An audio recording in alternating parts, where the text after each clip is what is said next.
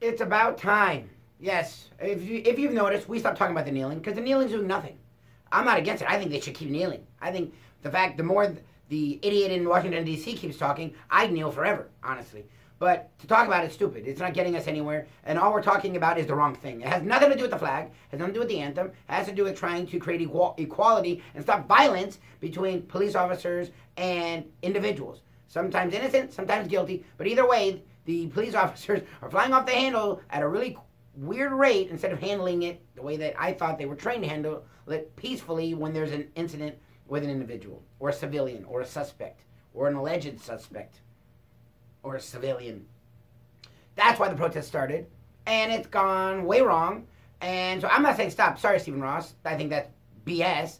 If you stop the protest and you're giving in. No, I'm not saying stop. I just don't want to talk about it anymore. It's nothing to talk about.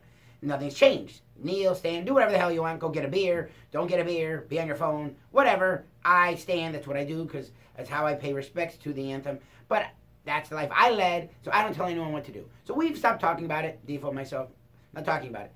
What I want to talk about was the next step, and it seems like it's happening. Of course, Trump keeps talking. First, I know the title president's in front of his name. Not sure. I still am not sure how that happened. But I stopped listening to him months ago. Do you people still listen to him? Please. He hasn't talked about anything important ever. And when he does talk about relevant issues, he botches them every time. So if you're like me and you're smart and think you're smart, I would stop listening to him. And I think the NFL's finally getting there. He had a tweet, oh, Roger Goodell is finally doing what... No, Roger Goodell came out and said, no, we're not forcing them to do anything. The players are allowed to do what they want. It's not in our bylaws yet. But they did reach out to the players, and at the owners' meetings next week, they're going to have the players there and talk. Thank goodness. It's about time. This shouldn't be a divisive issue. This should be a unifying issue. We should all want equality. And the kneeling's not doing anything for equality. So take the kneeling. You got attention on the issue in some form, and go to the next step. The next step is working together. Stop kneeling, stand up, do whatever what you want to do, but move it forward. They've talked about the owners putting money in a fund to help inner city kids, to help fund organizations, to help fund education. Because that's the problem with the police is they need better training.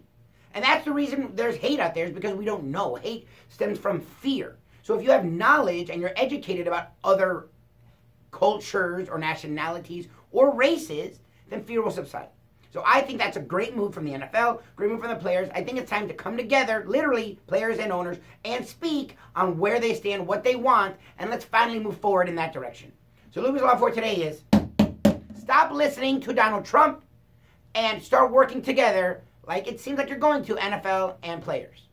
This is Luby's Law.